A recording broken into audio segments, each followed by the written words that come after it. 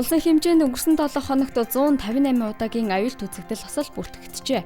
Үүний 123 нь ахуйн гал төмөр байсан бол 10 удаагийн ойг хэрийн төмөр, 9 удаагийн хүчтэй салхи шуурга, биологийн гаралтай 3 удаагийн аюулт үзэгдэл болжээ.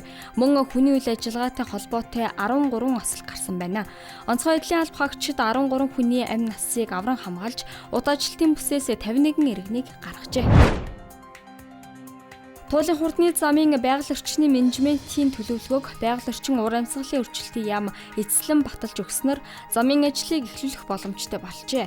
Гэхдээ өмнө нь гарсан зөрчлийг арилгаж, байгаль орчинд учруулсан хохирлыг нөхөн төлөвлөж, тайрсан бургасан нөхөн төлбөр оногдуулна.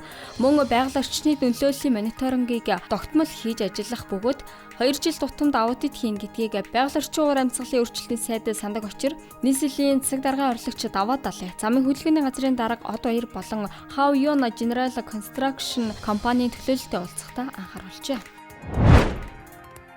Төр хувийн хөвшлийн түншлэл хөрөнгө оруулалтын боломж сэдвт 7 хоногийн үйл ажиллагаа хөрөнгө оруулагчдын эрх ашигыг хамгаалах төвд эхэллээ. Өнөөдөр төр хувийн хөвшлийн түншлэлийн бодлого хамтын ажиллагааны талаар хэлэлцсэн бол маргааш дэд бүтцийн салбарт түншлэлийг хэрэгжүүлэх талаар хэлэлцэнэ. Цаашлаад аймаг нийслэлд хэрэгжих төслийг танилцуулж, хамтын ажиллагааны чадварыг бэхжүүлж, 7 хоногийн төгсгөлд төр хувийн хөвшлийн түншлэлийн форумыг зохион байгуулах юм. Ногоон автобусны хэргийг улсын дээд шүүх дэнслэгээр хэлэлцэж эхэллээ. Хэрэгт нийт 27 этгээдийг яллагдагчаар татснаас улсын их хурлын гишүүн 1, нийтийн албан тушаалтан 18, гадаад улсын иргэн 4, хувийн аж ахуйн нэгжийн 4 албан тушаалтан тус байна. Авилгатай тэмцэх газраас уг гэмт хэрэгт шаардлагатай мөрдөн шалгах ажиллагааг явуулж, нийт 55 автобус бүхий хэргийн материалыг шүүхэд шилжүүлжээ. Мөн нийт 131.5 тэрбум төгрөгийн хохирол үүсснээс бүрэн төлөөлж барагдуулжээ. Зүүн аймгийн нутгаараа засан шуурга шуурч байгаа тул хол зэмд гарахгүй байхыг анхаарууллаа.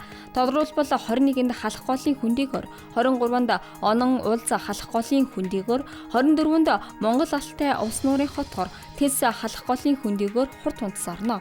Салхи 21-н 23-нд тал хэрийн нутгаар, 24-нд Монгол алтын улирхаг нутаг говьтал хэрийн нутгаар секундэд 14-өөс 16 м хүрч ширүүсэж шороо шуурга шуурна.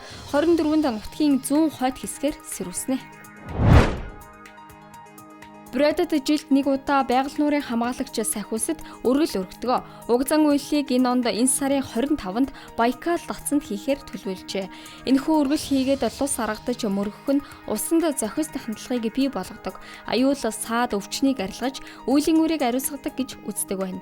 Гадаа хүйтэн хിവэр байх учраас энэ үеэр хүмүүст халуун хоол үнгүй өгөхөөр болжээ.